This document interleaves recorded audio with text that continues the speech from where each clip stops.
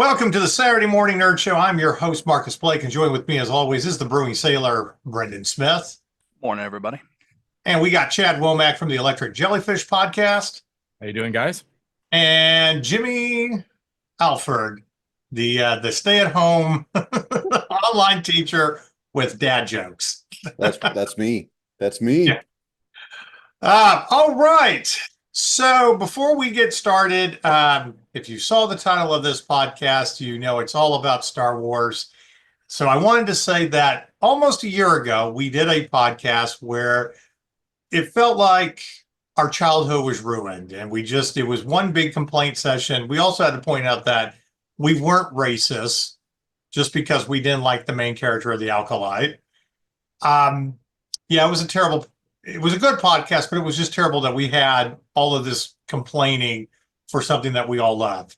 But now we actually get to talk about a good show and what makes great storytelling within the Star Wars universe. So we truly get to geek out this time around. And we'll get to that in a little bit. But before we got started, a couple of things that we want to address, a couple of quick movie reviews. If you are still a fan of the Marvel movies, you're still chugging your way through those and trying to be excited again. Thunderbolts is out, and it is actually worth seeing in the theater. They did kind of capture the same magic that they once had before Endgame. And they did it by basically regurgitating the same template that they used for the first Avengers movie and Guardians of the Galaxy. And that is not a bad thing because these Marvel movies needed to do something.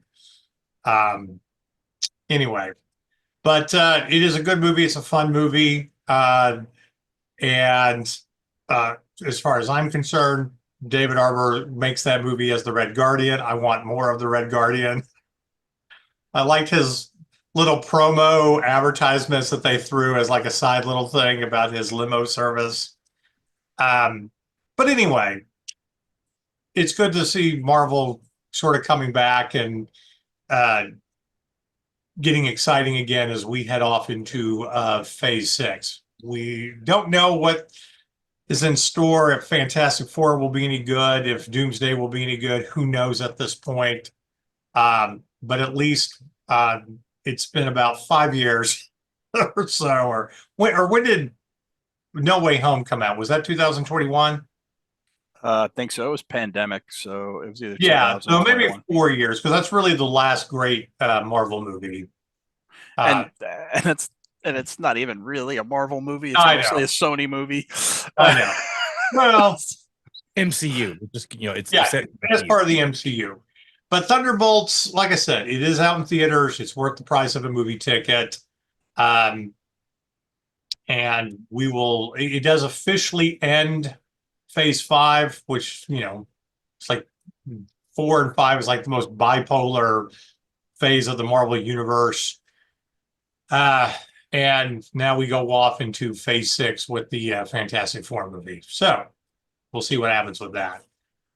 Also, while we will not fully go into it, but Mission Impossible, the final movie, is at the time of this recording is out. We hope that everybody has seen it, but we'll give our comments on Mission Impossible and that franchise another time.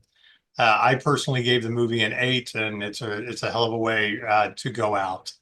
And Tom Cruise yet again proves that he is still the last true movie star, action star, and knows how to entertain us. So. Of course, IGN had to give it a 6. Do what? IGN had to give it a 6. Had to give the final movie a 6. Yeah. Okay, yeah, because that's just their critic. I can't enjoy nice things or anything, so I'm going to have to be overly critical. Like, fuck off, dude. It's a Mission Impossible movie, okay? Well, some people can't handle the fact that sometimes a movie can be enjoyable for just exactly what it is. Everything has to be like some kind of art piece or explore new boundaries. It's like, no. Like it's an action movie. It doesn't have to be an auteur's art piece. There's a reason why 80s was the action era, right? Yeah. They made action movies. You know what you're going to get with the Mission Impossible movies. But here's what makes this movie fantastic. All the callbacks to the first movie. Like literally there's a code word in there, 52296. And I was telling my friend Kirsten, who went with me to the movie, I was like, that's the release date. Release date of the original. Of the original one, right. God, it was 1996, huh? May of 96. Yeah. We had just graduated high school, or we're about to graduate high school like the next week. Yeah, I was telling a friend of mine that that was, I think we went to go see it that afternoon, and then we graduated that night, which was fantastic. I think that's when the AMC Grand opened. It opened with that movie, if I'm not mistaken. Yeah. Was that the one in Mesquite? No. This was the one about Texas Stadium that shut down because people kept getting brutalized in the parking. Really? Yeah. Okay. Up to that point, it was the biggest movie theater in town, and then people kept getting attacked, killed, sexually violated, the mugged. It was just all these crimes were happening. It's it's right over there off of Northwest Highway and I don't love Irving. Right over there where all the strip clubs are. I'm like, you're not exactly in the best part of town. I think there's a missed business opportunity there. If it's by the strip clubs, you could absolutely. I mean, I think this is maybe one of the answers that movie theaters can get people back into the seats. Well, what else? Gas Monkey was over there too, and it wound up shutting down. The Gas Monkey Live venue was over there. And didn't they open up a new place at Grandscape in the Colony, which is is like a decidedly more upscale neighborhood, big time. So yeah, it was in a really rough part of town. It was bad. It's like over Technology Drive in that area. Yes, Right. Exactly. Well, anyway, the movie is worth seeing, despite what some critic at IGN said on its score. Clearly, they're not old enough to go all the way back and remember seeing the first movie in theaters and how these movies have, evolved. Consider the source, come on. Yeah. Speaking, I saw something. I'll be real quick. But speaking of, not being old enough to remember, I saw a big thing. People were making a big thing on Twitter today that none of the first round of the NFL draft first round picks had ever seen Jerry Maguire. And I'm like, well, it came out 6 years before they were born. And I was like, I went and looked back, and I made 2 points. I was like, I went back and looked. I was born in 78. I looked at the movies top 20 movies that came out in 1972. I've seen 7 of them. Right. Okay. So and we grew up in an era where cable was brand new, and there wasn't a lot in there. So when you gorged yourself on all of that year's seasons, you had to look back to find new content. You had to watch the stuff that was in syndication. These kids grew up in a streaming world with a constant flow of new content. They had no reason to look backwards. Yeah. So it's like, I'm not all that shocked. But they can't say they didn't have access to it, because I've always thought that was a horseshit excuse. Anytime some youngster says, "Oh, that came out before I was born," I'm like, so did 1933's King Kong before I was born. So did all the Universal Studios Monsters movies before I was born. So did all the Godzilla movies before I was. I'm just saying it's given the era that they grew up in, it's not surprising that they didn't look back. I don't know. I'm on your side on this. It came out. Sorry, not you, Chad. No, it came out before they were born. And on top of that, to the argument of like, where would they even gain access to this? If you ask me, it would take me 30 minutes to figure out where to watch that movie. I have no idea where it's available. Like, you can't you can't even go out and buy it now. For the most part, I mean, you could go to Amazon and rent it. That's about the only thing I can think of where you can absolutely find something nowadays. So other source want to do that. There's a thing called physical media, Yeah.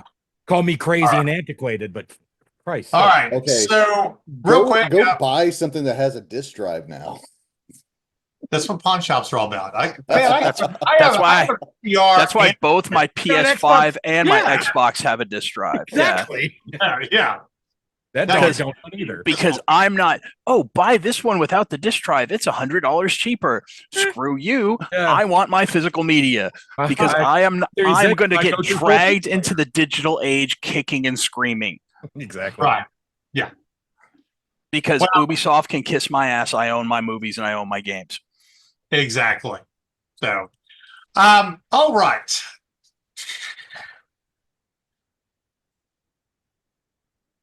Now we're going to get to this week's Sign of the Apocalypse, which is actually Star Wars related. I thought this would be really funny to talk about comparisons between shows.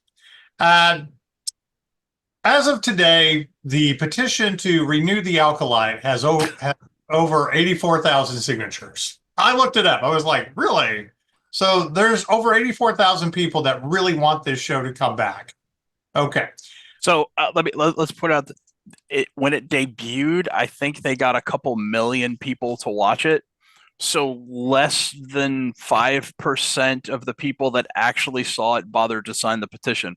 That is a stunning endorsement. And by the way, we don't know how many of those are actually really Russian hackers or bots. So I mean, you know. Yeah, the agenda of the Russian hackers is to bore us to death over here. Is there a petition to keep putting dirt on the corpse of the thing, for Christ? Well, keep it dead? Oh man. There should be. But here's the funny part. There's all these people that want the show back, and I had to reconfirm, like, did the Rotten Tomatoes rating go up? No, it did not. It's still rated lower than the Star Wars Holiday Special by the audience. Yeah. Holiday Special's at 25% with the audience. Acolyte's at 19%. All right. Well, at least with the Holiday Special, you have nostalgia helping you out. Right. Now, Andor just actually broke a record for Disney Plus's Star Wars streaming shows.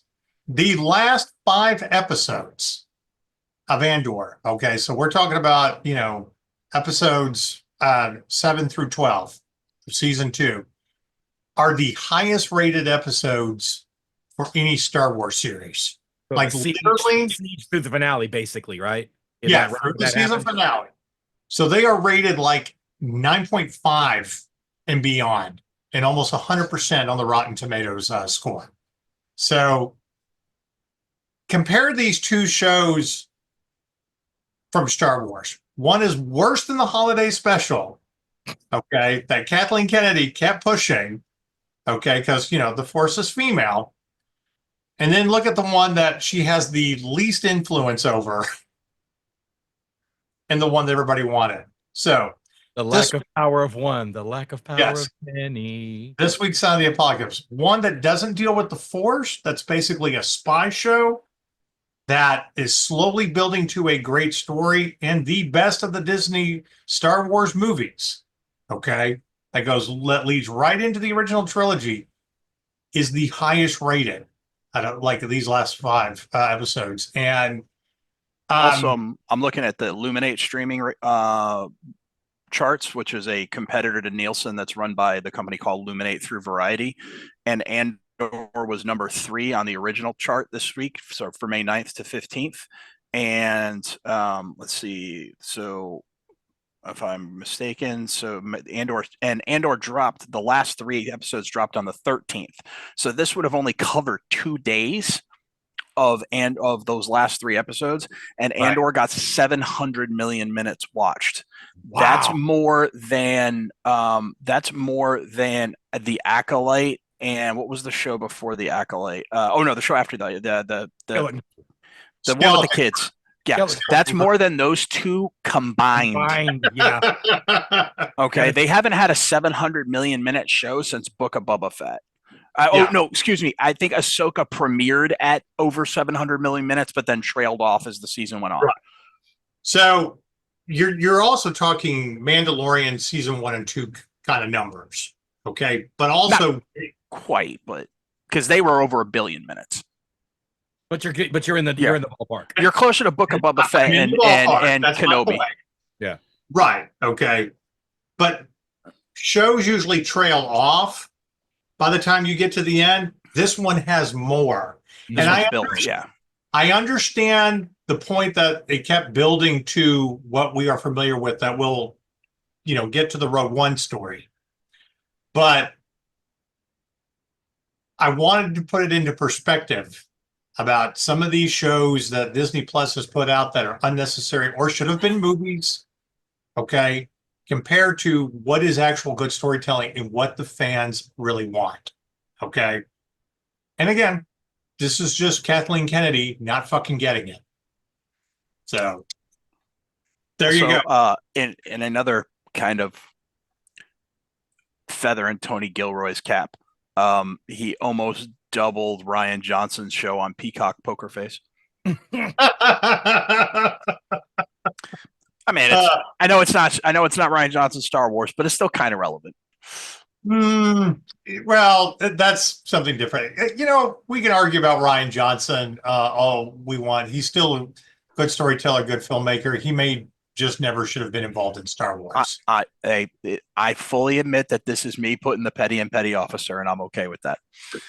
Yeah. To your point, there are plenty of people who shouldn't have been involved in Star Wars who have been involved in Star Wars. Mm-hmm.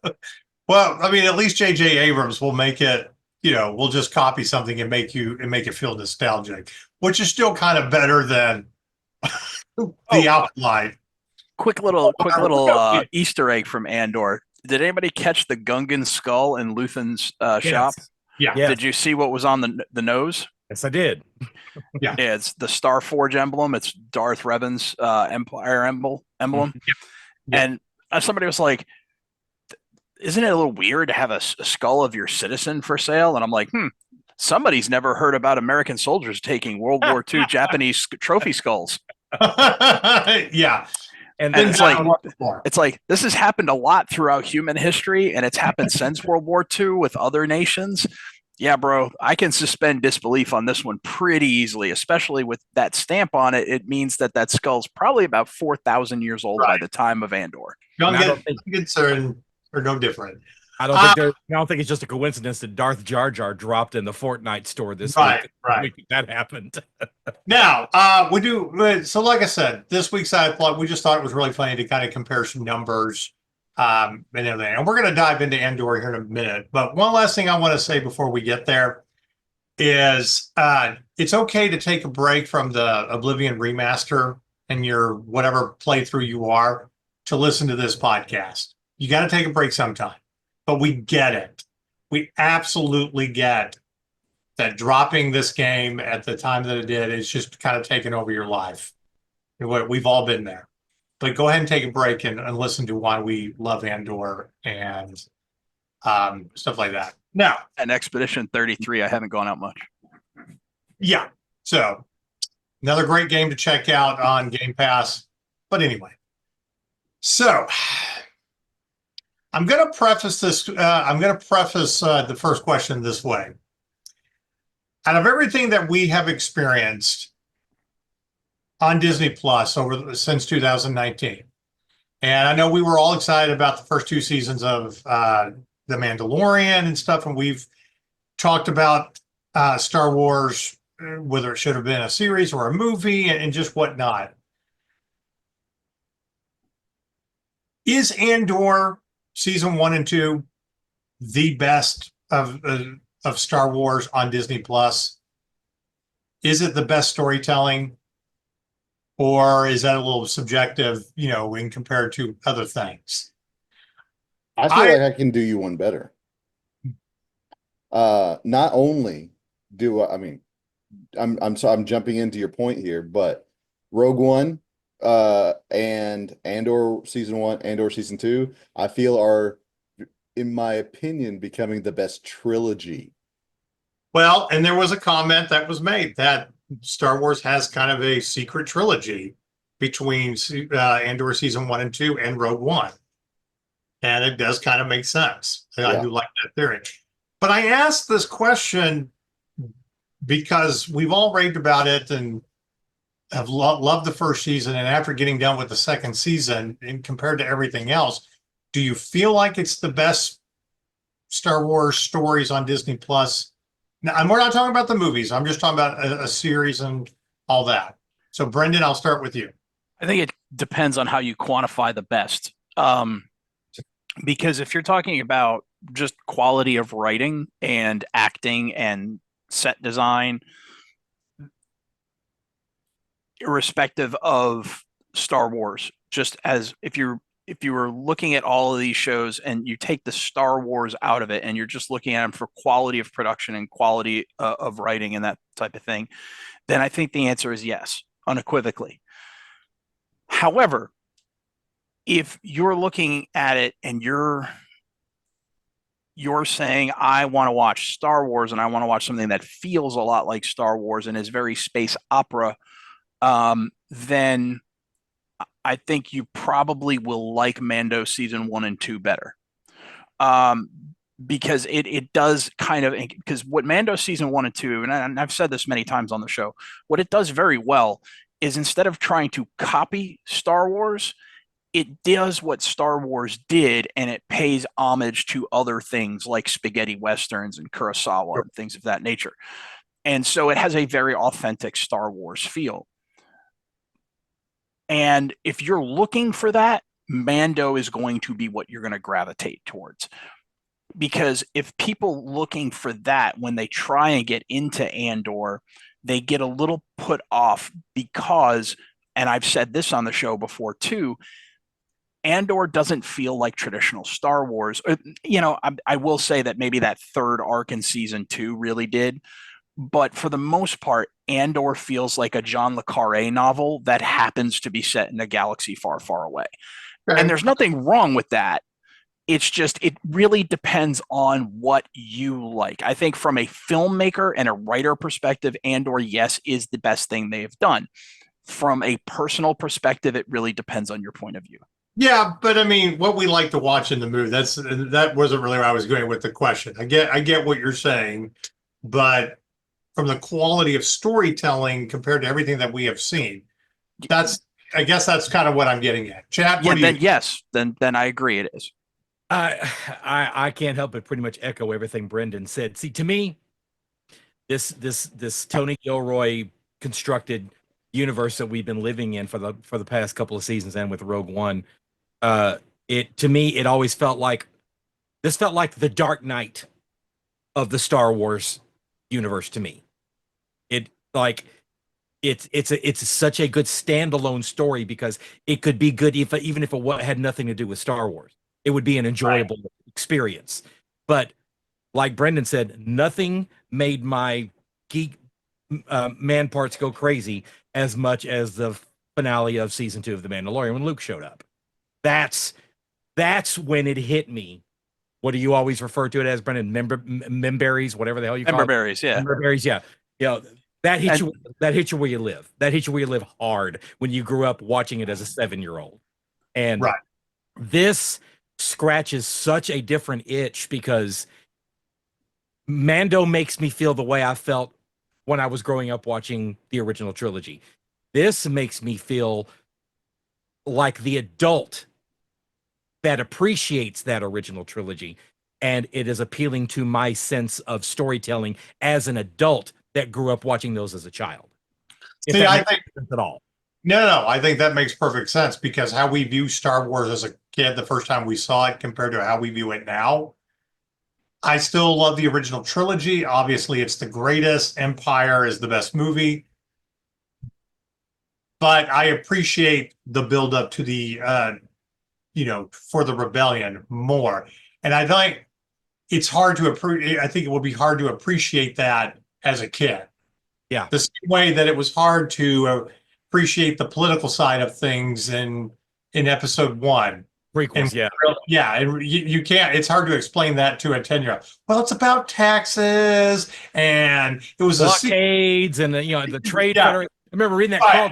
What the hell, kids going to get? But it was a good way for the Emperor to manipulate things. Like, I'm just here to see some lightsaber duels. I mean, when New Hope opens it is a period of civil war. Okay, shit. Okay, you've got this. Right. We know what's going on. Like, you immediately take us into the action more than anything else. So it's like, but for that's why Marcus and I have said many, many times over the years, episode 2 should have been episode 1, and anything that was in episode 1 that was important should have, and actually, frankly, was covered in episode 2 via flashbacks. Mm-hmm. Yeah. So, yeah. And then you could have had a episode 2 could have been in the middle of the Clone Wars, and you would have you would have basically done what the Clone Wars achieved in retrospect, which is to show the gradual descent of Anakin to the dark side. Mhm. Yeah.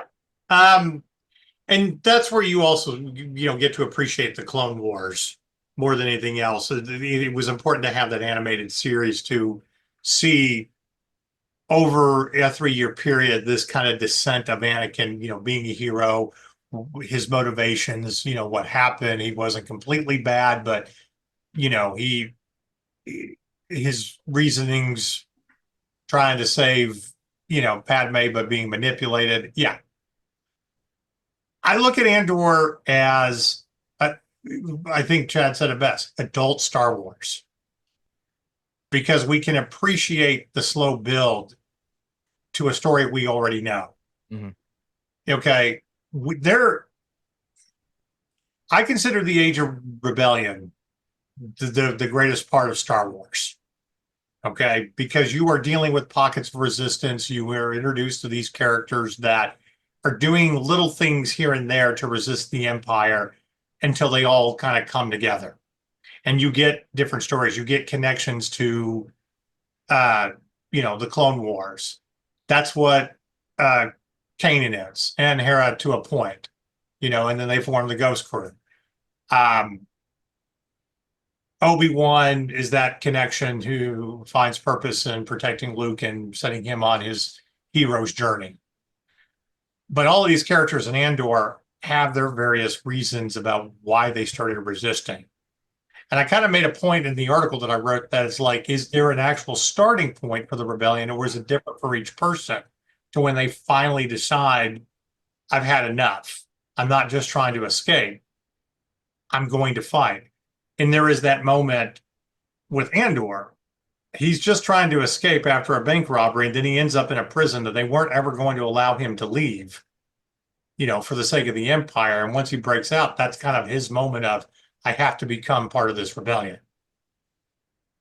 So anyway, that's why I asked the question.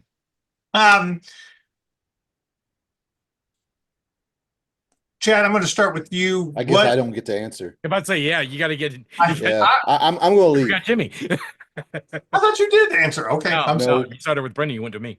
Because I thought you said that earlier about why it was a secret trilogy. I thought that was your answer. I'm sorry. No, go ahead, Jimmy. The floor is yours. The floor is yours. It's all right. I mean, it basically comes for me. Yes, I think it's like the secret trilogy. One, because it's way more relatable. The thing about Star Wars that is great is that you have this mysticism, you have this Jedi religion. It's all great, but the heart of it, which it makes it great, but at the same time makes it a little bit out of reach, I think, for a lot of people. They may not say this, is because you're born into it, right? You're born Yeah. a Jedi. But what about the other 99.9% of everyone, right? So you're always like, you're watching this. Like, my favorite character was always Han. Yeah. 100%. I liked cowboys, right? I liked I liked Han. I liked the fact he shot first. Luke was like, he's kind of whiny. But yet he also had all this great power, right? It's like, okay, whatever. Yeah, wasn't my thing. This one, to me, Andor season 1, Andor season 2, Rogue One, it's all about normal people resisting this great overwhelming force. To me, that's such a better story than I was born Superman and I get to tackle other Supermen. Like that, I mean, that's fun. And I can see where, like, that's why that's a lot of teen literature. That's why Harry Potter exists and everything. But as a normal person, I'm not freaking Harry Potter. I'm an American. There's no American Hogwarts, and if it did, it'd have guns. Yeah. So no, you know. So Well, In Star Wars, it feels like it's the most likely to actually happen. yeah, Like, well, I mean, at least the it most doesn't feel, like relatable. you said, mythological and magical. And Yeah, all that shit. well, and do you think it's easier to relate? Do you feel like it's easier to relate to the characters in Andor more than Luke or Han? Yeah, well, I mean, Luke, well, at least easier to relate to them than Luke. It's like, I mean, because that's the whole like Jesus God complex thing, right? He's the son of a farmer. Oh no, you're actually the son of like the most powerful being in the universe. Yeah, you're King Arthur. Yeah, Yeah. you're King Arthur. Like, no, right?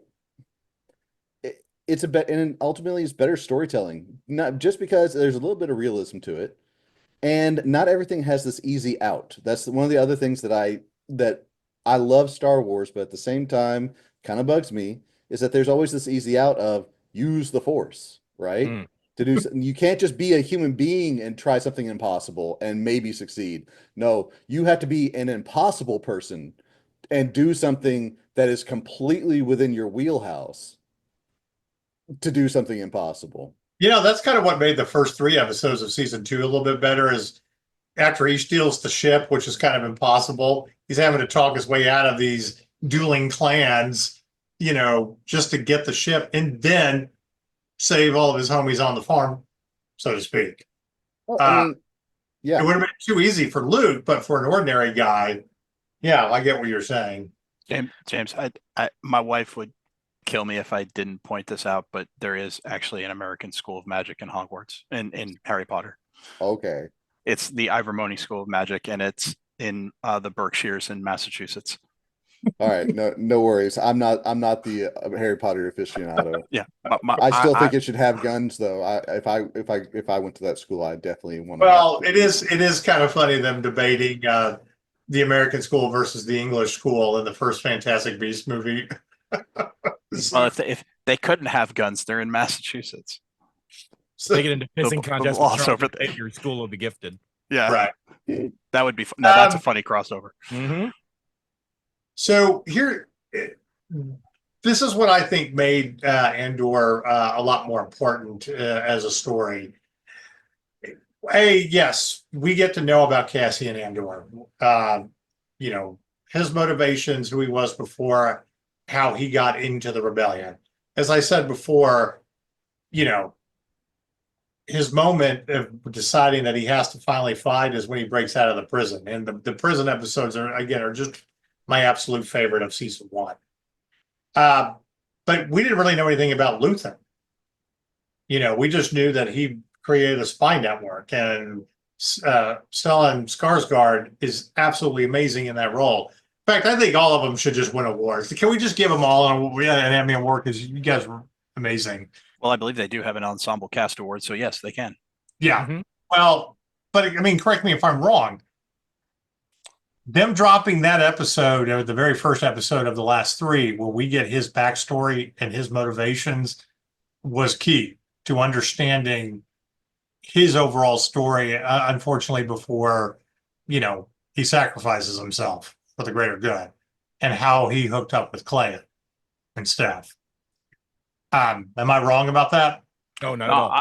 I really liked it. I thought it gave just enough without, because they do it in flashback format, and then they don't dwell on it too long. Like, they give you snippets of it, and then they go back, they cross cut back to present time.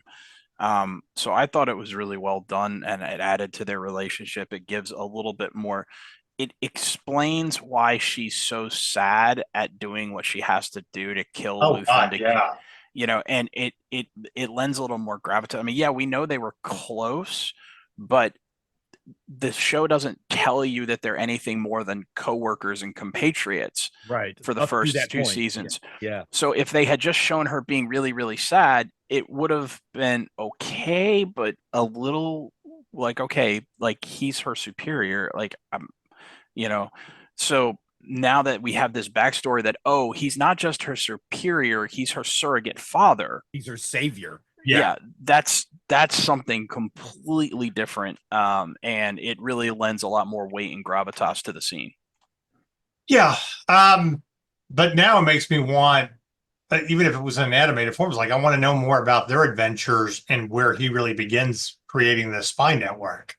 Right. That might be the only thing Dave Filoni likes about this show, is he gets to create another adult with a kid in Star Wars, because he does it in everything. I've got my own theory about that. Marcus and I talked about this. And it's seriously, and there's rumors coming out that if you liked Andor, get used to watching it over and over again, because Dave Filoni does not, and he does not. There's rumors that he came to loggerheads with Tony Gilroy over it, and because he didn't like Gilroy's vision of Star Wars, because it clashes with his more mysticism vision, and so we might not get anything else like this for a very long time. So enjoy it. Done after this, so I'll say this about Dave Filoni. Great, you have your own wheelhouse. We appreciate you as a storyteller, you and Jon Favreau. Okay, but even Lucas recognized that there were more stories to tell when he was trying to create his, Underworld TV show that we never got. There are ordinary people. It's not all about Jedis and stuff like that. Okay, we can have characters that don't have the Force. Hell, he couldn't even resist doing it in Tales of the Empire, because he ends up putting the kid with we ends up seeing Cad Bane's origin story, which was kind of cool. It was all right, but I mean, again, you have a kid with an adult until he grows up, right? And then in the next one, you have Asajj Ventress essentially adopting a Jedi Padawan, who they were like, oh, he's going to go off and be with the other Jedi and go on the path. And then no, he comes back to stay with Asajj Ventress. And I'm like, Filoni, if you're backdoor plotting this into another series with a Jedi and a kid, it's like, bro, come on. How many times are you going to go to that same well? We get it. Okay, it's the Jedi's version of Rule of Two. There's going to be a Jedi and there's going to be a Padawan. Blah, blah, blah, blah, and stuff like that. With Asajj, of all people, cuddly as a cactus and as charming as an eel. Yeah, right. Here's another thing, too. This is also the first time that I didn't mind the politics of everything. Like all the wheelings and dealing. Like we barely kind of get to see that. Because it fits. Right. Right. But in episode 3, there is a deleted scene where they form the delegation of 2000, the very first of the resistance or the rebellion, out of the senators. And the only thing we didn't get to explore that with the only last release scene we see is Padme, that's how Liberty dies with thunderous applause, type of thing. But there's so much political intrigue and how they're having to step around everything, how they're having to hide money being funneled through to pay for the rebellion. It seems kind of boring, but it's all leading somewhere. That's the brilliance of it. To the point that that's what makes Mon Martha's episode where she finally stands up and then they have to get her out of Coruscant so much better. Yeah.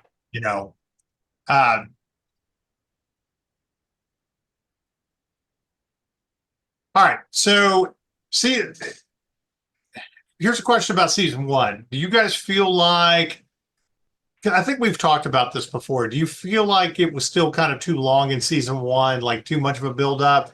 Because I always felt like they could have cut it down to about 8 episodes and it would have been fine.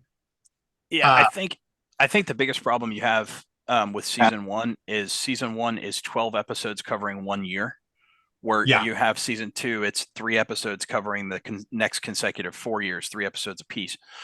I think if they had maybe done 6 episodes of 5 BBY and 6 episodes of 4 BBY in season 1 and given us a little taste of what was coming in season 2 and see more of the rebellion forming in season 1, and then did 4 episodes of Peace of 3, 2, and 1 BBY in the second season, I think it would have flowed a little better.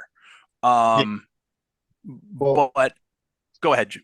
Oh, I don't disagree with you. I think part of the problem though is that the plan was the idea was like to maybe have like 5 seasons, but then they we're only gonna have 2, so like this overarching thought process, this overarching plan had to be really condensed, so they'd already done season 1, and then they condensed it all in season 2. And I think for me, that's kind of the issue that I'm having with season 2 is just that, to your point, it's like there's a lot kind of it's coming at you in there, rapid fire. And it's like we saw something similar happen with the Matrix movies. Like the first Matrix, they didn't know they were going to get a Matrix 2 or 3 or and a 4, whatever. So you got one complete movie, and then you got 2 other movies that weren't necessarily complete because they didn't even know they were going to have them. And then this is the opposite problem.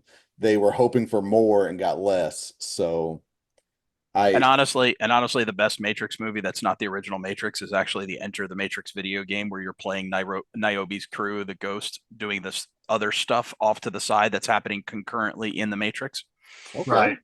Or As a the better story. Animatrix wasn't bad either. I mean, Yeah. First episode of the Animatrix Well, has been my But but to the point of season 2, here's the other.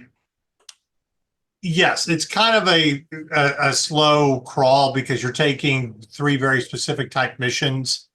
Okay, like the first 3 episodes, they were slow. I'm not saying they weren't good, they weren't fun or whatever, but it wasn't as exciting as the rest of the season. And I didn't need a whole episode of all the politics with the wedding and, Mon having to accept the fact that they're about to assassinate her best friend who's been funneling money and all this stuff. And then we jump to, another year. It's almost like you should have started with the next set of episodes more than anything else, because that's dealing with Bix and getting over her trauma and then taking ownership of it by fucking getting, back at the guy who tortured her. Okay. But the ultimate climax, correct me if I'm wrong, really, you could take the last 6 episodes and it's just like one big perfect movie or 2 movies that sets up Rogue One. Like literally, I could take those right then and there and be like, these are this is your trilogy that leads into the original trilogy.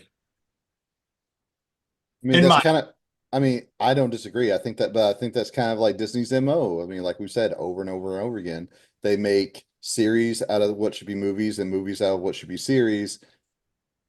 I don't disagree with you. I think they would have had a great opportunity here Right. to do exactly that. Still, but like it's still a good story though. Yeah. I don't mind. I don't mind it being a series. I just think Lucasfilm's meddling, if that's indeed what happened, and causing them to change it from 1 season. But I think 12 episodes per season was probably too much, and it could have been cheaper and more palpable if they had done it as like 6 to 8 episodes per year. Right.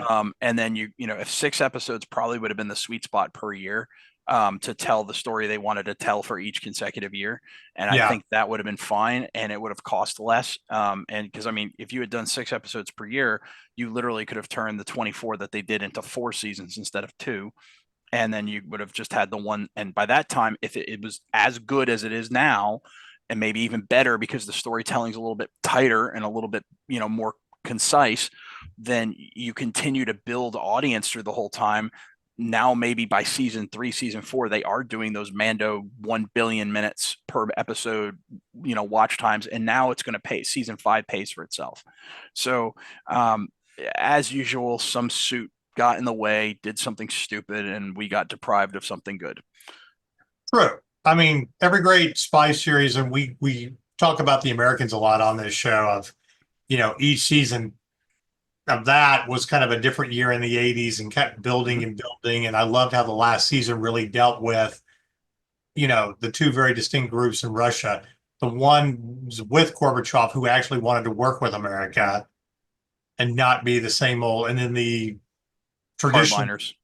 who were like, we're not going to do that, to the point that we're going to assassinate all the delegates with Gorbachev that are trying to, work out a deal. And stuff like that for our country. There was such a lot of great buildup within that series, and you could have very much done that with Andor, because there's season 1 really, I could re-edit that and condense that down to 6 episodes, 6 really good episodes. Okay, but there's so many more stories and missions and everything that lead to those final 6. Like, again, getting Mon out of Coruscant, fantastic episode. And then, of course, how it literally kicks right into, episode 18 of season 3 of Star Wars Rebels, where they're the ones transporting her as the secret cargo. But anyway, So Chad and I were having this conversation before Brendan got caught up. Because we didn't want to spoil anything. When it comes to the side of the Empire, do you feel like that there's any redeeming values of any of these characters? Like, you can feel sympathy towards them. Jimmy, I'm going to start with you. I mean, I Chad knows where I'm going with this because we talked about it. don't know. It feels like kind of a question to get canceled with. It's like, were there any good Nazis? Yeah, well, I mean, It's like, oh, uh, I don't know. Hmm. we'll pass to Yeah, Brendan. pass because that's going to be tough for me. I mean, look, there are plenty of people out there, especially on places like Reddit, who are gonna be like, "Look, are we still trying to make Empire out to be like the bad guys here?" And I'm just like, "That's such a weird take." Yeah, they're pretty clear. But I mean, but again, Yeah. it's like, is everybody working for the Empire a bad guy? Yeah, I get that moral question. Okay. I mean, There were a yeah, lot of sure. The plumbers, the electricians, and those guys that right. died, that died, when Luke blew up the Death Star, I'm sure they Well, were, I think they were just trying to feed their families. I But if think we're going, I mean, we found out Han used to be part of the Empire. I mean, if you take Solo, for whatever He it's worth, started out although as an Imperial pilot, yes, yeah. before he became a Um, So no, not everyone who works for the Empire is going to be inherently evil. However, I think if you go with the decision makers, who is really when someone says the Empire, that's who we're talking about, right? Okay, let me phrase it this way. We can all agree that Orson Krennic is ultimately evil and deserved what he got, right? Yeah, yeah, yeah, Yeah. yeah. Okay. But we love Sorry, Ben. I had to waffle a little bit on this question because it's like, oh God. you guys are missing an obvious guy who you can feel bad for though. Cyril. Yeah, and that's kind of where I'm going. Yeah. Because Cyril was a true believer. He thought the Empire was good. He thought he was doing the right thing. He was he believed that what he was doing on Gorman was a good for the people of Gorman.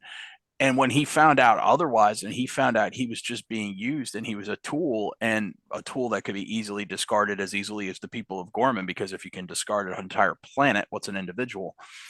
And he absolutely snaps, and this is how you can tell that Kathy Kennedy had absolutely nothing to do with this series, because if she did, there's no way in hell there's a scene in the show where a guy puts his hands around a woman's throat and threatens to throw her out of a window. Yeah. Yeah. Now, I'm not saying, by the way, I'm not condoning the behavior before somebody jumps in the car. Yeah. Oh, shut the fuck up. Yeah. No, what I'm Before we saying, all get accused of being racist and hating women or whatever. No. That's bad. We want to be very clear on that. Domestic violence is bad. Okay. I do not lay bad. I do not lay my hands on my wife unless she asks me to, and that's another story. But the what? Thank you. Was waiting for it. Appreciate you. You're welcome. Yeah, but the fact that scene was in there, and he just snaps and just walks out into what he knows he's about to be a massacre. And then when he finally attacks Andor, it's not out of anything about I'm doing this for the Empire. It's just you're the guy that set this all in motion. Yeah. And I'm going to kill you because here's you have led to everything, to me getting everything I wanted and then having it all ripped away from me. Here's the point that I was leading up to. Everybody who joins the rebellion, okay, there is a defining moment that makes them, especially if you were once with the Empire, that makes you change your perspective. Okay. That turns away from it. For him, it's that massacre. Okay. But this is what Chad and I were talking about in a private chat. Deidre Barrow, I think, is one of the more tragic characters. I am not saying that she's not evil. I'm not saying that she did bad things and should be forgiven or anything like that. But you're also looking at a character that's trying to rise through the ranks, do the right thing, okay, take initiative, which should be rewarded. And then she basically gets accused of being a rebel spy. And the very last scene that we have of her is sitting in the same fucking prison that Andor was, or prison like it, where she was head over those things and trying to increase the numbers. It's an interesting twist of fate for her. So I do ask, that question, does she really deserve that?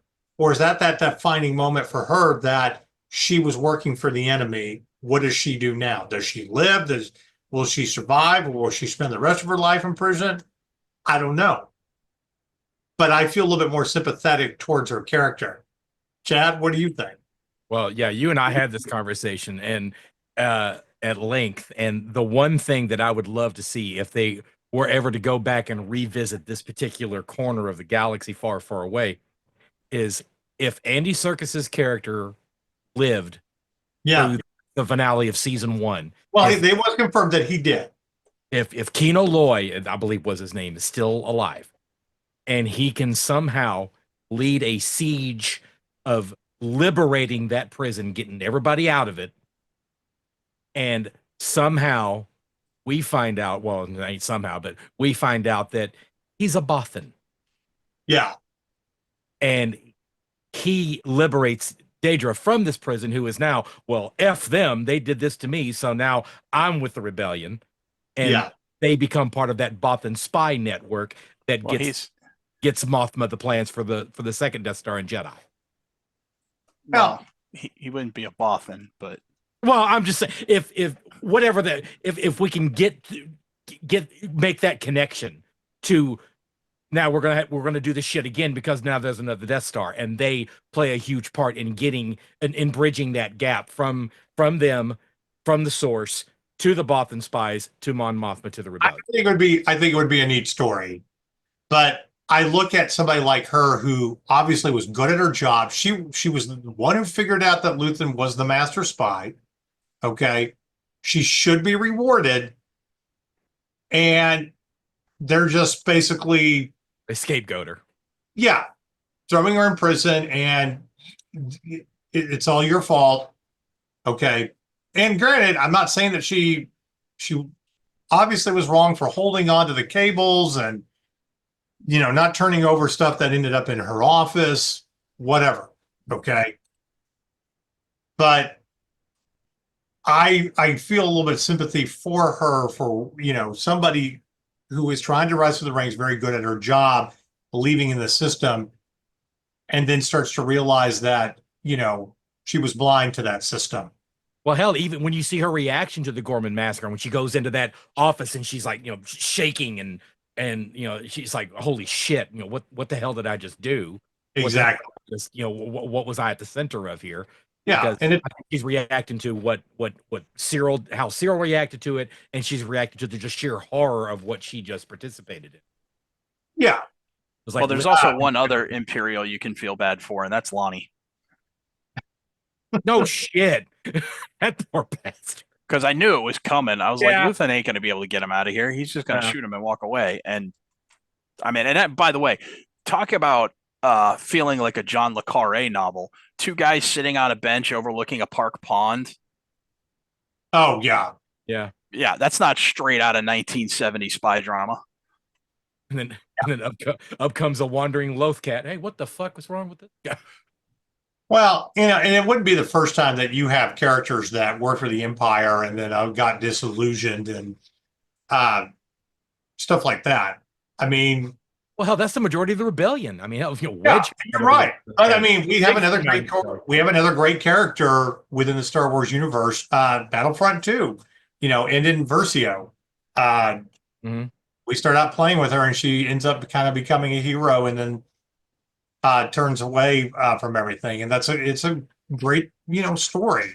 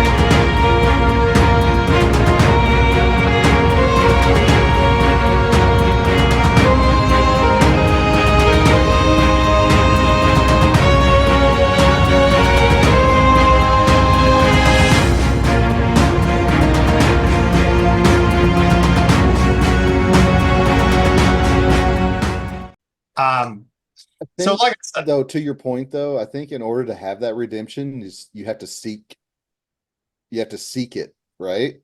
yeah, I think that's one of the issues that I would have with saying, are there people within within the empire who who may not have deserved their end or whatever. It's right. like, unless you specifically seek out that, hey, I fucked up moment, it's hard for me to put that on the No, balance sheet. I don't necessarily disagree with that. I just think that, we're introduced to all of these characters, that it isn't strictly black and white. And Cyril and Miro are, to me, are the two most tragic of these characters, because believing in a system, they're trying to do the right thing, what they believe, and take initiative and all that, and they get screwed over for it. Well, I mean, Okay. look at what a shitheel Agent Callus was in Rebels, and Yeah. how he did a complete 180. And that's I'd like to say I took credit for calling that in season 1 that he was going to turn, that but he was Fulcrum. that he would end up. Well, he wasn't Fulcrum in season 1, because in season 1 Fulcrum was Ahsoka. Ahsoka, right? But I did call that he would turn eventually. All right. Getting back to season 2, Chad, I'm going to start with you on this. What do you feel like is the best story within season 2? God, Jesus, that's a tough call. I mean, because I know. We ask those tough questions here on a podcast like this. watching, I mean, just seeing the conflict, the basically the man with two faces that Luthen always was, Yeah. was absolutely a fascinating character study. He was basically Bruce Wayne and Batman. Like he literally did wear two faces and did it very well. Watching Mon Mothma evolve into the character that we knew she was going to become. Yeah. And that one, what is it, Genevieve O'Reilly? Genevieve O'Reilly. Oh, my God, that. Which, by the way, if you are going to reboot Lord of the Rings or whatever, or somebody else is getting a hold of Lord of the Rings, that's your Galadriel. That's your Galadriel. Yeah, I agree. Yeah, right. But you just watch her. This you see this slowly building tempest of the person that she has to become, and you could tell she's so conflicted on trying to keep a low profile but wanting to do more, and the restrictions that she's placed under because of tradition. And I love the line Luthen says, for which she goes, I've never even considered that. How nice for you. Trying to like, okay, welcome to the rebellion, because you're gonna have to start making these decisions. Well, are we gonna wrap back around to what we didn't like? The one thing that we had to take away that we didn't like about this season? Go. Because if we're not, I'm gonna say that now. No. Well, we're circling back to that. I'm just kind of okay. Then move on. No. Okay. I agree with you 100% about her. Her character development, especially in season 2, to becoming what we see with her in Rogue One and episode 4 is amazing. Me personally, her episode where they rescued, that's the pinnacle for me. It was magnificent. Yeah. Just everything about it, her having to trust in Cassian, and that's that moment of welcome to the rebellion. Okay, we have got to get you off this planet. Your deadbeat husband obviously doesn't care. He'll be whoring around and drinking and doing whatnot. Which apparently is not true. What do you mean? Apparently there was a scene that was shot that was cut where she goes back to the apartment and everything is wherever they lived, and it's in shambles, and he's there, and he basically confides in her. I knew what was going on all the time. I was supporting you the whole time. I've loved you the whole time. All you had to do was trust me. Really? Yes, I've read that on several different accounts. I'm not sure what the sources were, but I've seen that two or three different sources saying that this was supposed that this was going to be in there, and it was going to make him a more of a sympathetic character rather than the lecherous asshole that he wound up being in the back of a limo with somebody else's chick, getting drunk. Okay, well, I did not On top of it. I did not know that. Yeah, Interesting. I didn't It even. would also- I read this like the last day or so. I was like, "Holy shit, really?" It would also make sense too, because it would be easy if they're publicly estranged and everybody knows that he's quote unquote cheating on her, then Mhm. it would be easy for him in the Empire's eyes to denounce her, and then him and his daughter could, go back to their home world and live peacefully and not get arrested and shot. Right. So it would be a way of protecting his daughter too. Yeah. Okay. But yeah. But anyway, Brendan, what was your favorite thing about season 2? My favorite thing about season 2 would probably be two things. Andor kind of standing up for himself a couple times and doing things his way, still getting the mission done, but regardless whether it was Luthen or the general from the rebel base, trying to bully him, and he was like, no, I'm going to get this done, but I'll get it done my way because I'm the one out in the field and I'm the one that has to do it. So I liked that. I also liked talking about the whole Bruce Wayne and Batman thing. How for a guy who came from being an NCO in the Imperial Army to becoming this agent of chaos, as it were, how tiring must it have been to put on that vapid, pretentious face for all of these other vapid, pretentious senators and wealthy businessmen? Smile at them through a fake. I know. Oh my God! Yeah, Like- you motherfucker. Like he's gotta be going, I could kill you With a so pen. easily. With Yeah, a fountain pen, you prick. with a pencil. With a- So so I was just sitting there thinking, like, man, I know when I have to, like, for work things, and there are people that I don't, and I've just got to smile and put on that face, and it's just like, man, I don't want to be here. Like, I was just sitting there going, man, I know how hard it is for me, but for a guy who literally has the weapon on him to kill you. But that's what makes his characters so great. That's why Yeah. I want more of a backstory. I'm like, I want to know.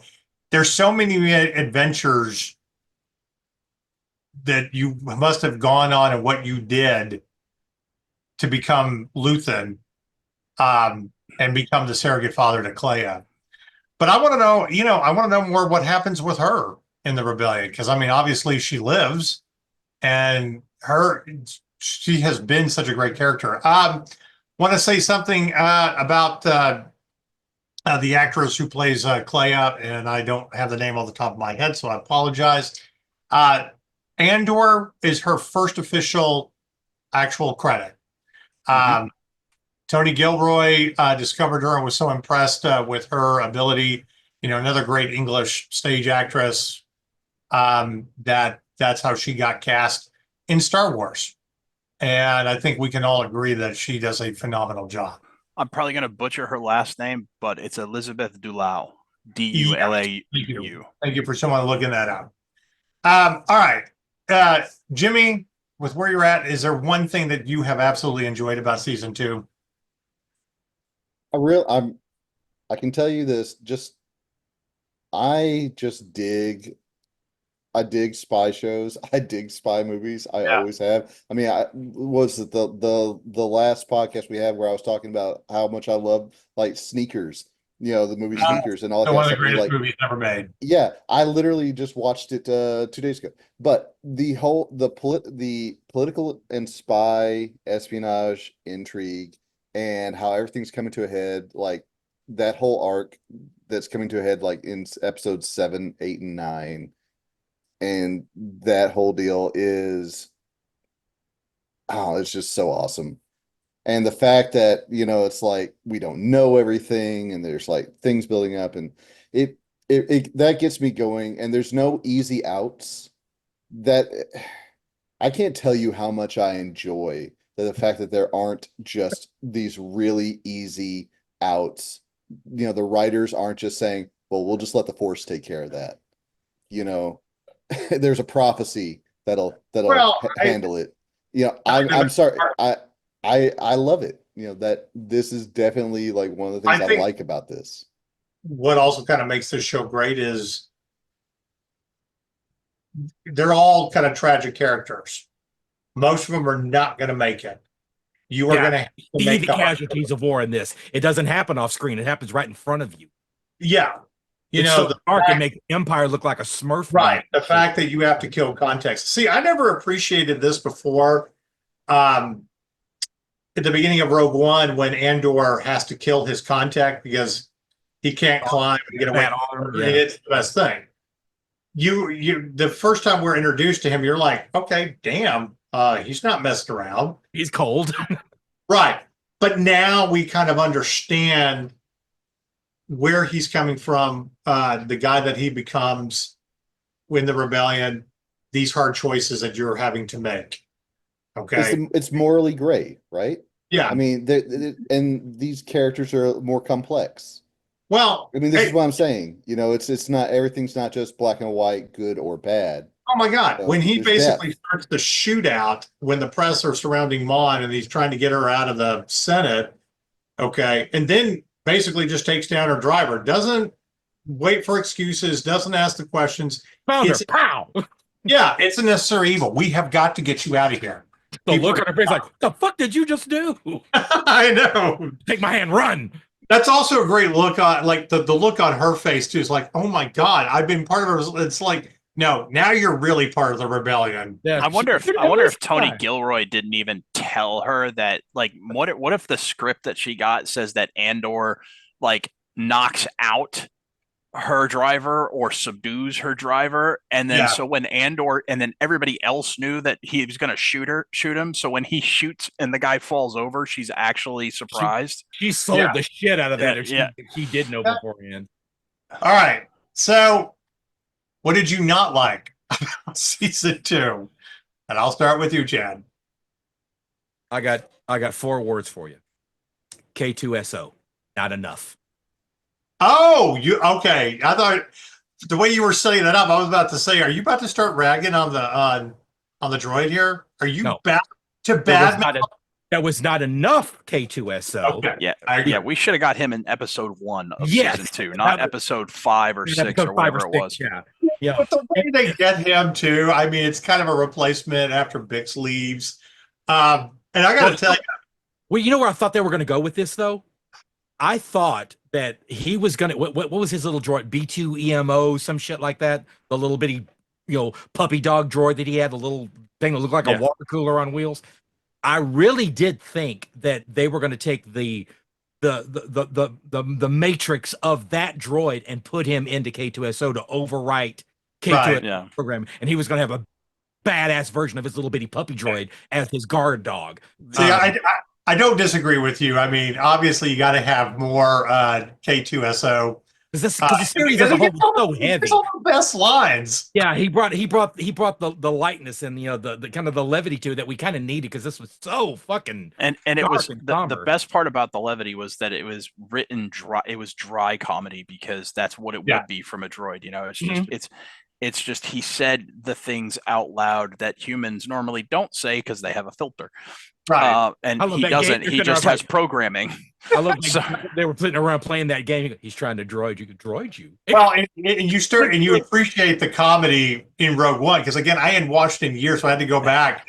Yeah. My absolute favorite line of that movie is when they break Jin out and he grabs her. Congratulations, you're being rescued. You're being rescued. No, I don't. Do not resist. And there's a fresh one. If you mouth off again, is probably my favorite line. And that one he didn't know was coming. That was something that the actor didn't know was coming. So my favorite one, though, with K2SO, my favorite line is, "I'll be here for you, Jin." Cassian says, "I have to." I have to.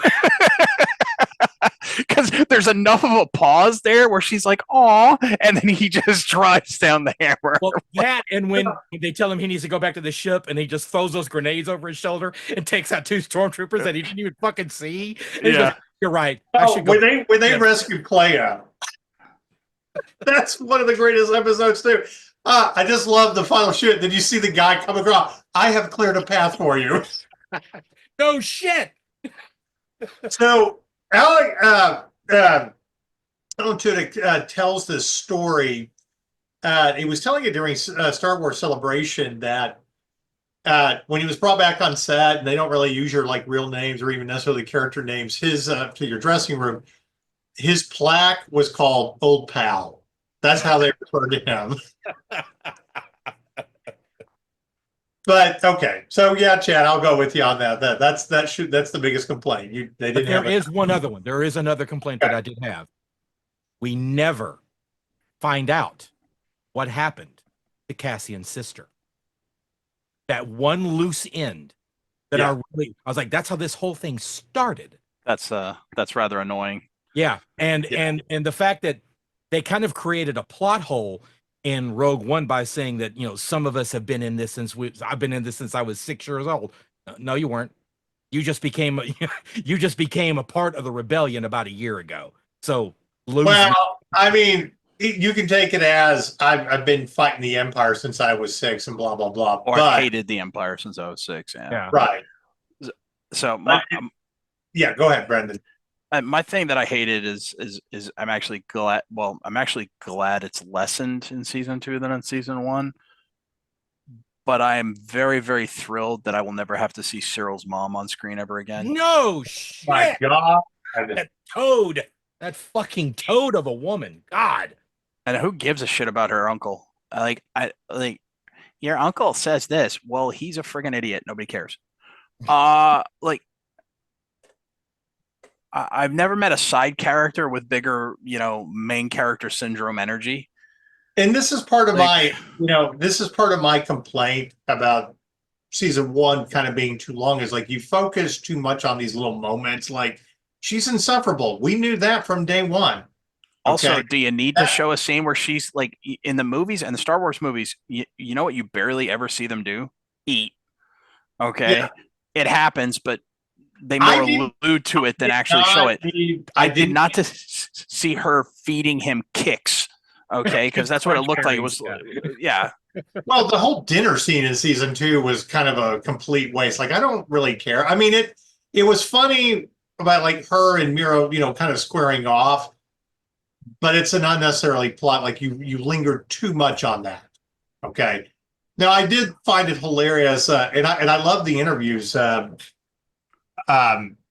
with Denise Cohen and the guy who plays Cyril, talking about their relationship. Like, how do these two Empire officials actually make love? And they were making jokes about that scene, like, we ordered the lights off. Somehow I don't think they face each other. Yeah, right. Very orderly and regulated. Exactly. But what's the line? Very puritanical. Yeah. What's the line from Heartbreak Ridge that when he makes love to his wife, he'll do it in a strict and orderly fashion and salute her? Pretty much.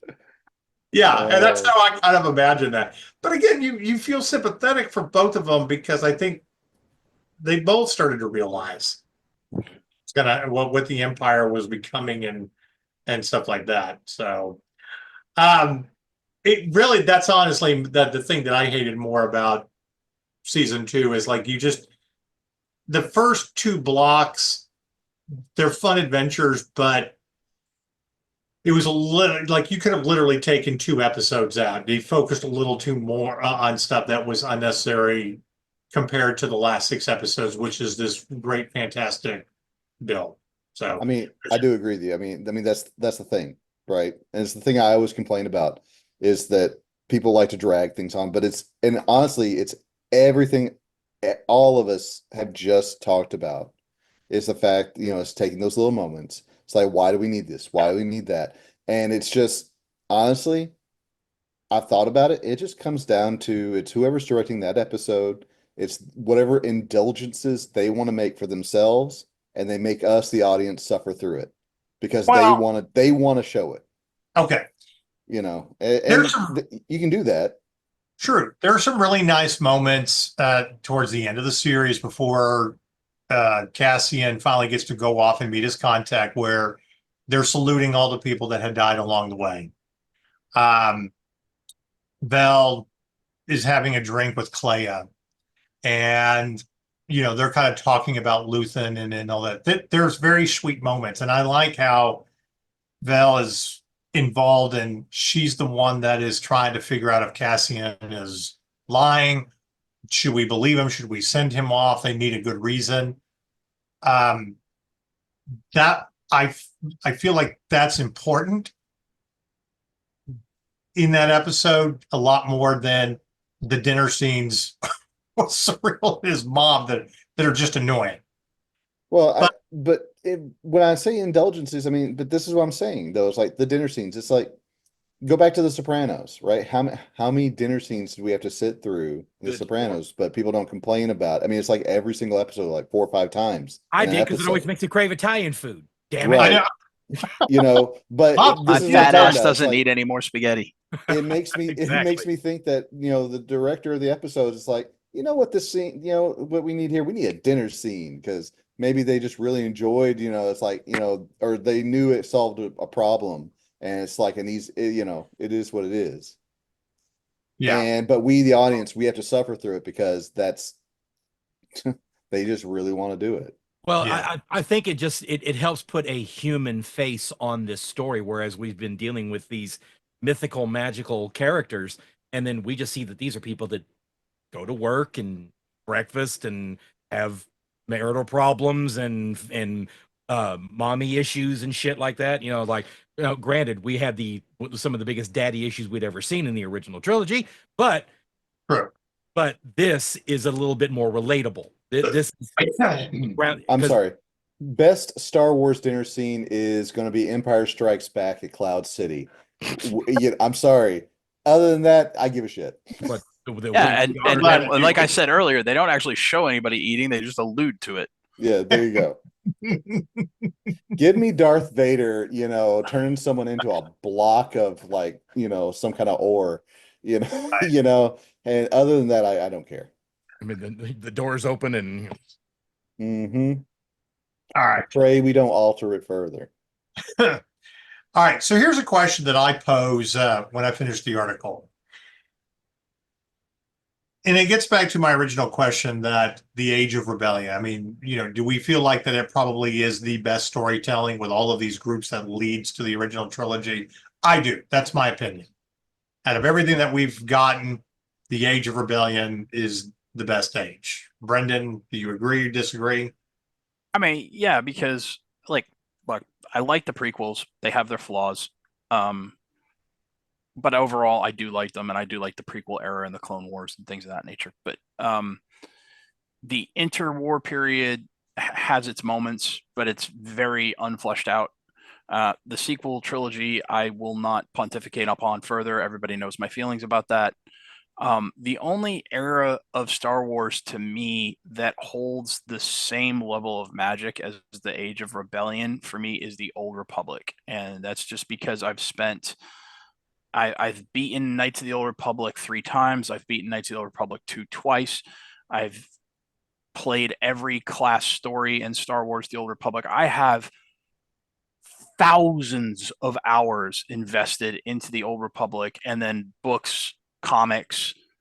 So to me, that's the only other era that even comes close to the Age of Rebellion. But yeah, I mean, that being said, I do think after this, probably need to go back into history to the time of Darth Bane or the time of Darth Revan or before that, because how many more stories are we going to tell about the rebellion? I mean, I know you can do more, but do we have to?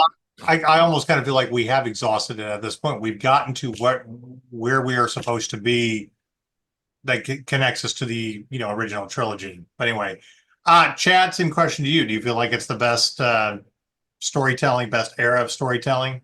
Well, it's I'm probably not the best person to ask because again, I'm the only person in this Zoom meeting that was in a theater whenever these things came out, and that's where it all began. That's the OG shit. So I'm very, very biased. So of course I'm going to say yes because why else? would I have gone out of my way to get another damn popcorn bucket? Oh, that's funny. And Uh, I've been out here in the print lab doing a helmet stand just for this guy because that's this he owns my ass. He always will. I think Chad is secretly creating a retro nerd shop where he's at. I think that's what you're going for. Secretly. I didn't realize I was being all that secretive about it. And eventually we'll get to come visit. But anyway, Jimmy, same question to you. Do you feel like it's the best era of storytelling in Star Wars? So Brendan really stole my thunder, unfortunately, because he like capped his whole diatribe off with exactly what my point was going to be. Thanks, Brendan. No, but he's right.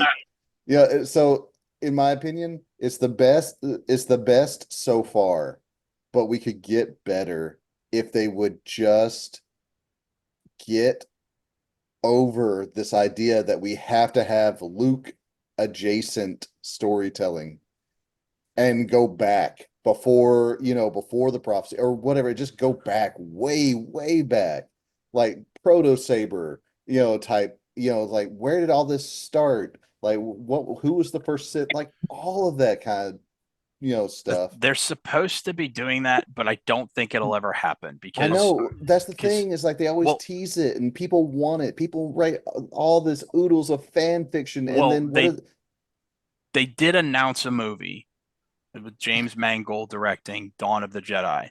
However, I have two worries about that movie. First of all, I said before Indy 5 came out that if Indy 5 flops, that movie will never be made. And Indy 5 flopped hard to the tune of a couple $100 million. So I don't think Dawn of the Jedi ever gets made. Secondly, I don't like what Mangold has said leading up to this movie, if it even does enter production, and that is that he likes being in the prequel era because, or in the far history, because he doesn't want to be tied down by any themes or ideas that George had. All right, bro, really? Seriously, it's still Star Wars, bro. You're still playing in George's sandbox. What's our mantra, guys? What's our mantra? Go ahead. Yeah. You gotta respect the source material. Bingo. Hey, Okay, if you don't, you're toast. how easy would it be? How easy would it be? There are millions of pages of pre Luke era fan fiction and books written that they could pull from. Even if they could, even if they completely ignore all that, you're in an era where all you have to do is follow the broad strokes of the rules of the world.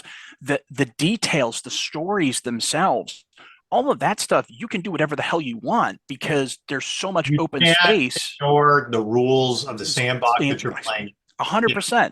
Because then everybody immediately loses their suspension of disbelief, because suspension of disbelief only works when you work within the established rules of that fictional space. But I feel like we're kind of talking. I'm sorry. I feel like we're talking about like almost two different things, though. Like, on the one hand, we're talking about the creative space, but at the same time, we're like, well, but the financial side of it is like that failed hard. I feel like the financial part of it should be easily solved, right?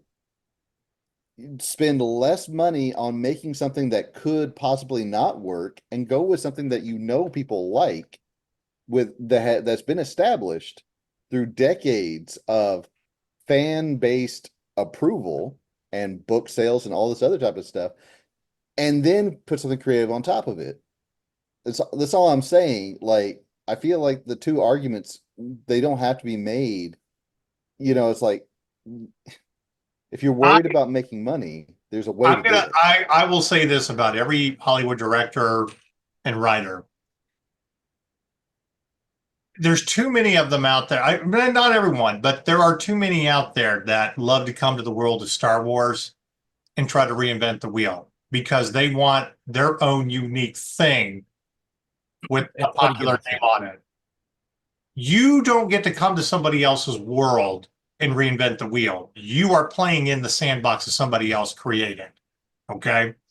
I also consider people who write Star Wars fan fiction better writers than half of these motherfuckers out there because They understand the lore, the source material. They just want kind of their own version of, their own stories within a huge universe by accepting the rules of that universe to fit their story.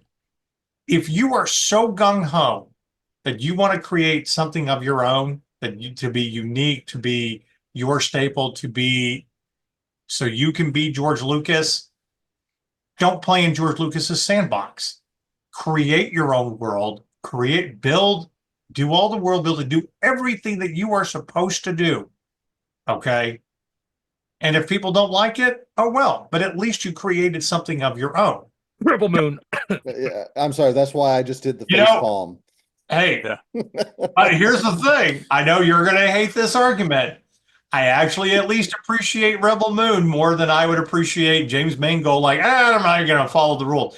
At least Zack Snyder did make a Star Wars movie with those same rules, even if it's a copy of something else. I can't help but think I probably like Rebel Moon more than the Acolyte, because the Acolyte was Well, pure shit for this very reason. because Rebel Moon is better than the Acolyte. At least Right. it's a Star Wars movie, not in the Star Wars universe, being governed by Star Wars rules. I mean, Well, if we could have indie you can filmmakers trip make over it- the Acolyte in the dark. I mean, it's not really a hard bar to clear. So No. True. if they would allow indie filmmakers to try something, out without being sued into oblivion, we could also get something very interesting and new. But Well, They that's did not that gonna for a while. happen. They did that for a while. I had somebody ask me, while we've published fan fiction before for Star Wars, I'm like, because there's really good stories out there that are more unique and understand the source material better than these assholes trying to create stories with Disney. Okay. And we've seen so many great Star Wars fan films, like great production quality, all of that are better stories because they understand the universe that they're in. Okay. I mean, you remember whenever they did that for a while, that they had like a fan film festival that Lucas yeah, they was, had a contest every yeah, year. that Yeah. Lucas was involved in Yeah. being a judge on. I'm like, I bring think that Disney shit killed back. that. Yeah. This is what I'm saying. Of course they like, did. who's going to sue them into Yeah. oblivion? It wasn't Lucas. They, it was they going killed to that. Disney. They killed that along with the expanded universe. Yeah. Can't have any of the good storytelling that's going to ruin our vision of If the it ain't sandbox. us, it don't exist. I'm like, fuck. Like I think I understood I understood why they did that with the EU, because for as many good things as in their EU, there's some crap in there too.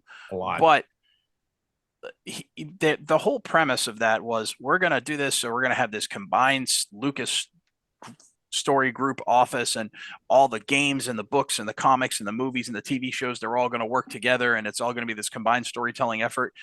And if they had followed through on that and their vision didn't suck, then yeah, that would have been fine.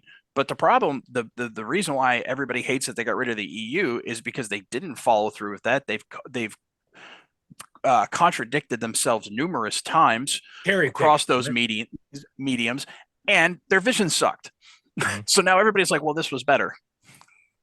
Hey, I mean- you can still take stuff from the expanded universe and make it canon. You did with Grand Admiral Thrawn. With Ron. Yeah. Yeah. So you I've could got have a few made, other things too. yeah, but you could have made Rey and Ben Solo, Jason and Jaina Solo easily, and that her having to kill him but save him from the dark side would have been a much better story. Kind of like the books, but That would have also saved us from Ryan Johnson saying that she's nobody.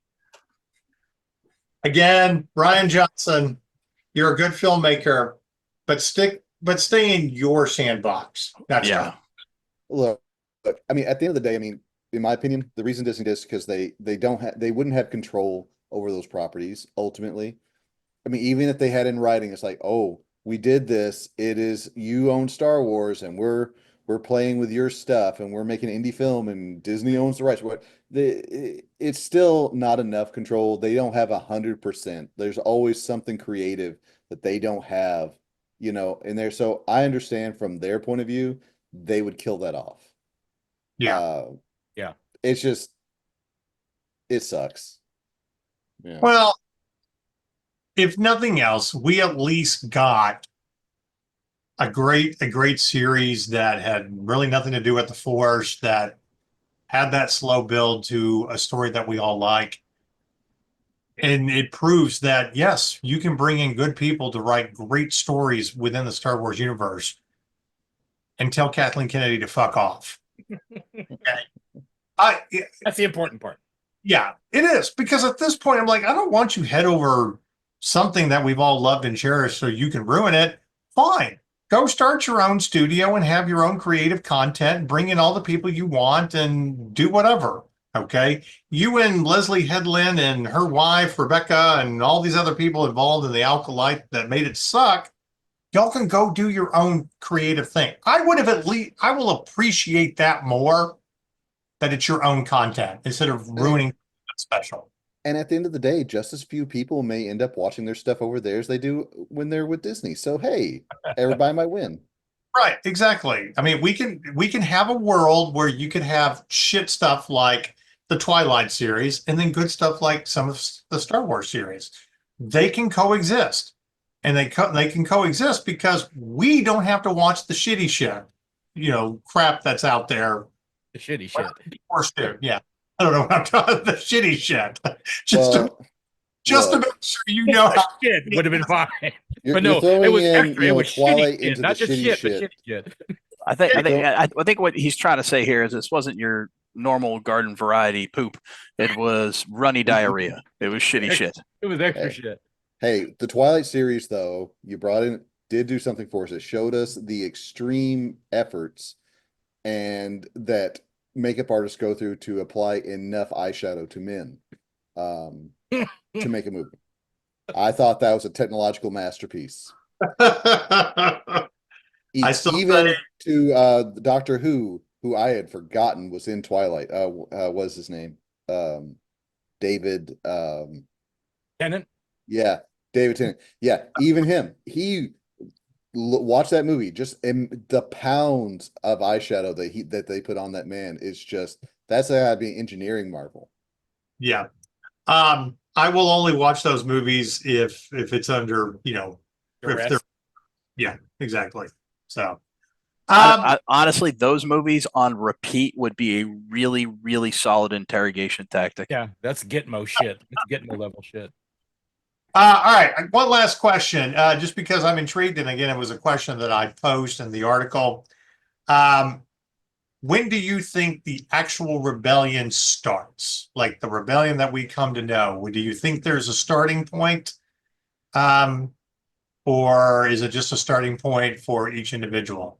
So let me put it to you this way, and I would love to hear everybody else's answers. I actually make the argument that the rebellion kind of starts with the Obi-Wan series for this reason. It's a series that gives him purpose again, that this is what I have to do. Protect Luke. I rescued Leia. I'm faced with the truth that Anakin survived and all that. And he's meeting the people that started the Underground Railroad to help Jedi get out. I think that's kind of that point where even if all these pockets of resistance don't really know each other, this is where the rebellion is truly starting. So that's just my fun little argument because he becomes the Obi-Wan Kenobi that we meet in episode 4. So anyway, Chad, do you have an opinion on where do you think the true rebellion starts? I think it's to me the moment that defined it. And especially if we're going to pick something from this series, I know that with your answer it wasn't contained within Andor, but I think if there is a moment that defines the beginning of the rebellion, when the real foundation was laid down, is something I think needs to go on one of whatever line of T-shirts that you print out next for that nerd show. Is what needs to be said on the back of the shirt. Something that was said a couple of times in this series that became this is the way. I have friends everywhere. When that phrase got dropped, that's when the rebellion started. Okay.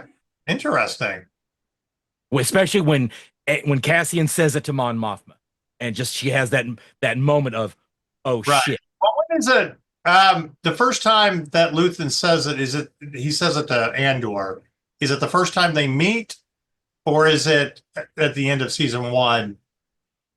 when he's broken out of prison and then meets up with him again. When's that? I don't remember the first time he says that to Andor. No, I can't remember when it was the first time he said it, but I'm saying when it gets said to Mon Mothma after she takes her stand with the Senate, that's when I think when it said that time, I think that is literally there. And yes, I know the "May the Force be with you" got dropped by Bale, which great. I know people had issues with him taking over, Benjamin Bratt taking, and I don't think anybody in this room had issues with it, but I know people in general That's a had that's issues with nice. it not being Jimmy Smits anymore. But I think he did a great job. But hearing him say that, I was like, there it is. And I knew somebody had to say it at some point. But I think I really do think that whenever Cassian says that to her after she makes her stand with the Senate and calls Palpatine the prick that he is, and right. just that look on her face, I'm like, that's where it really starts for me. Okay. Jimmy, how about you? Okay. So as far as like when the rebellion starts, I think I'm going to go a little bit outside and say, personally, I think the real roots of the rebellion started in 1999 with episode 1. It's fantastic. No, I'm serious.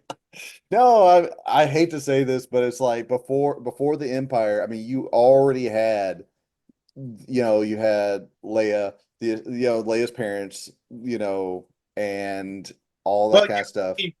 you're Right. basically referring to when they formed the delegation of 2000. Yeah, I mean, I'm sorry. It's just I know it's kind of a cop out, but it's just like if you were going to start about the beginnings, that's where Well, I would. That's I mean, where if I you're would gonna have to say put it. that, if you're gonna say that, that's you could say that the Civil War then began when the Revolutionary War started. I mean, Well, I mean, Well, no, my point is though, it's like you don't have a rebellion if you don't have an empire, and the empire really is starting then. it's the first time that they come together that they start resisting Palpatine when, he's in complete control. Right. So, but that was much, but it's also much more of a political movement. It's not the behind the scenes stuff. Luthen hasn't invented his spy network yet. It's all of those things. But I get where you're coming from. Yeah. It's a So little bit of a cop out, but that's kind of my point, my point of view on it. Brendan, yeah. so action against the Empire, like if you're defining rebellion as military action against the Empire, then it starts in season 1, episode 1 of Rebels, which takes place even before the beginning of Andor, because that's Spark of Rebellion. That's the name of the episode. They openly attack an Imperial Star Destroyer to free a bunch of Wookiees. Okay, that's direct action against the Empire. If you want to go theoretically, you can't have a rebellion until there is an empire, and the empire isn't formed until the end of episode 3. So if you want to say when it's theoretically formed the moment Palpatine declares himself the emperor, because people immediately start to resist him. Whether that's Obi-Wan and Yoda trying to bring him and Vader down, whether that's Quinlan Vos starting the hidden path well before Kenobi ever finds it. Whether that's Jocasta Nu fighting Vader and losing to Vader. You could point to any one of those small little bits, but from a theoretical standpoint, the rebellion starts the moment the Empire is formed. From a militaristic standpoint, from an open warfare standpoint, it starts with the beginning of Rebels. Well, and that's what makes that show great too, is because you have resistance, but you don't have a group of people that target anything yet. That You got really, resistance and you got open defiance. Yeah. yeah, absolute open defiance. I mean, again, I can still make the point. You could even make the case that the moment Freddie Prinze Jr. connects his lightsaber back together for the first time as Kanan Jarrus, and the terrified Imperial officer says, "Fire on the Jedi." Yeah. I don't necessarily disagree with that either. The only reason I throw Obi-Wan in there is because you're dealing with central characters, and it's for Obi-Wan, it is again reconciling the truth of who Vader really is, what his purpose is, not going away from the Force, being, being there when Luke is going to be finally ready, having to rescue Leia and saying, I've done my job. Okay, I'm starting to resist until I am called upon again. Okay. But you've met these people that are already resisting and doing their thing. And then it expands beyond that. So, but again, I think that's a starting point for everybody more than anything else. For Rebels, it is that moment. And it is the first time that a group of people do target something. Because even Ahsoka with Fulcrum wasn't doing anything specific like targeting like military targets. So, but it does make it makes it incredibly interesting when it all really happens and all these groups of people come together. So that's kind of why I've said like you could start with Obi-Wan Kenobi. And when I say that, I'm talking about my cut. That's much better than what's on Disney Plus, where you get rid of the shitty ass character that anyway. And then go into Star Wars Rebels more than I mean, then again, you can make an argument for Solo too, because his first taste of the rebellion really is giving over all the fuel to Infinite Ness and their resistance, even though it'll be 10 years before. Which that takes place about the same time as Kenobi, I believe. Yeah, it's about 10 years after episode 3. So anyway, I just think it's an interesting debate about where it really starts. But more than anything. All right, one final thing. Go around the room and how you grade Andor, let's say season 1 and 2. Brendan, what is your final grade on it? Season 1's an 8, season 2's a 9. Okay, I was going to say the same thing. Yeah. Me too. Okay. So that sounds like we have consensus. I mean, well, I'll go 8 and 8 just because a little the slow areas in season 2 drop it a little bit for me, but it's still, I mean, better than anything else out there. I mean, I still thought it was better than season 1, so therefore. No, but I would like to put out one shout out to one of the cast members, just because I think the guy's an awesome actor, and that's Anton Lesser, who played Major Partagaz. Yeah. Oh my God. He's so good, and when he was in Endeavor, which is the prequel to Inspector Morse on British television, he looks like he's 15, 20 years older in Endeavor than he looks as Major Partagaz in Andor. It's incredible. The dude, I mean, he is a consummate character actor. He is a chameleon. And he's got one of those great voices too, where I could just listen to him read the telephone book, and it'd be entertaining. So, I just wanted to throw that out there because he was one of my other favorite things. I will pretty much watch anything with him in it. Even the final two seasons of Game of Thrones? Yes, because he was in that as well. Yeah. Okay. And I did watch them. I probably won't watch. You probably won't get me to watch season 8 again, but season 7. Yeah, I can live with season 7. I'll watch the Battle of Winterfell. I will say that the Battle of Winterfell is really good. All right, watching Ramsay Bolton get eaten by his own dogs. There is some cathartic goodness to that. I'll grant you that. No, I was talking about Battle of Winterfell, but Battle of the Bastards is the one. Yeah. But no, I know. I was just saying there are some things from season 8 that are worth watching, just not the season as a whole. No, I think we can all agree on that. Well,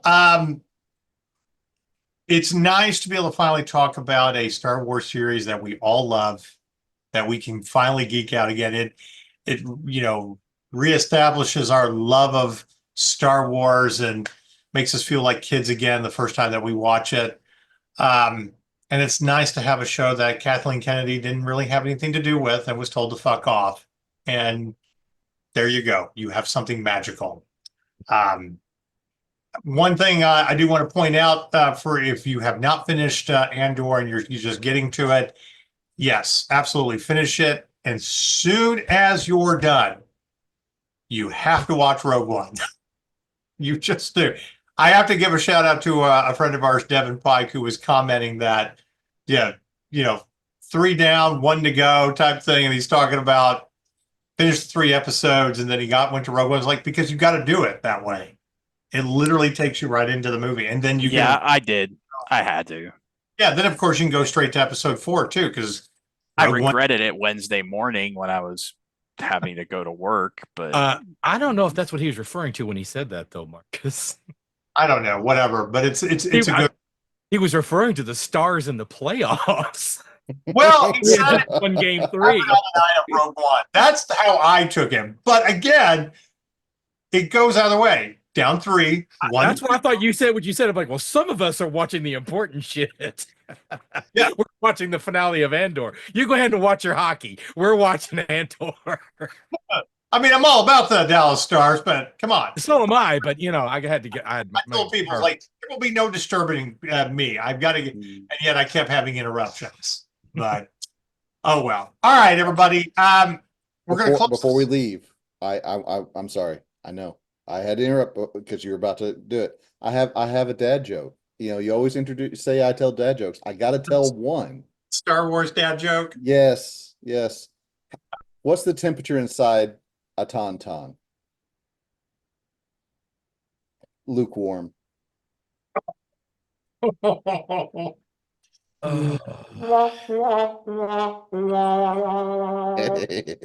Sorry, I had to do it. I had at least one.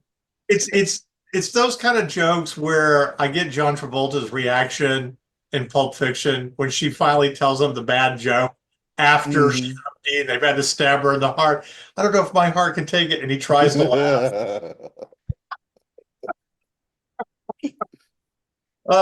That's kind of how I feel about that one. You proud of yourself now, Jane? Yeah, I feel good about it. Yeah. All right. Well, thank God we have good Star Wars on Disney Plus that wasn't ruined, and we finally get to talk about good. God, you just reminded me. Chad just reminded me years and years ago for May 4th, somebody did a whole bunch of ridiculous Star Wars memes, and one of them was an ad for a Jawa run cantina, and it was called Utini's Martinis. Come for the martinis, stay for the promiscuous Jawas. Well, on a related note, with what's going on in Fortnite right now, with the Star Wars event that's happening in Fortnite, there's an area on the battlefield where you've got a bunch of downed AT-ATs, and somebody has turned within this game. Somebody has turned one of the AT-ATs into a pop-up eatery called Eat Eats. They just put an E in front of. And they've got posters inside on their menu board that says "We serve Vader taters" and shit like that. Nice. Yeah, really. If you don't give a shit about Fortnite, go into the Marcus. I know you've been kind of dabbling with it a little bit, but if you've got it, go run around in this map for a little bit because Mos Eisley's there, and there's just some really cool shit there. Totally appreciate when they go all Star Wars on the map and everything. But like Chad and I were saying one night, there should be a Fortnite-like game that is strictly just all Star Wars. Characters, maps, running from planet to planet, whatever. I would play that Battle Royale. Well, Battlefront 2 is about as close as we're probably ever going to get. That is true. And it's never a dull moment when you can jump into Battlefront 2. I'm still amazed of how wonderful that game is 8 years later with all the various modes. And I love showing it to kids at parties and everything, especially split screen or co-op where they can work together on stuff. Good old EA, they got it to 30 million players by correcting their mistakes and then pulled support for it. Have you shown these kids Ewok Hunt yet and scared the shit out of them? It's still a great mode too. Yes. God almighty, it's ridiculous how fun and terrifying that mode is. All right, everybody, we're going to close this out, but this weekend is the 48th anniversary of Star Wars.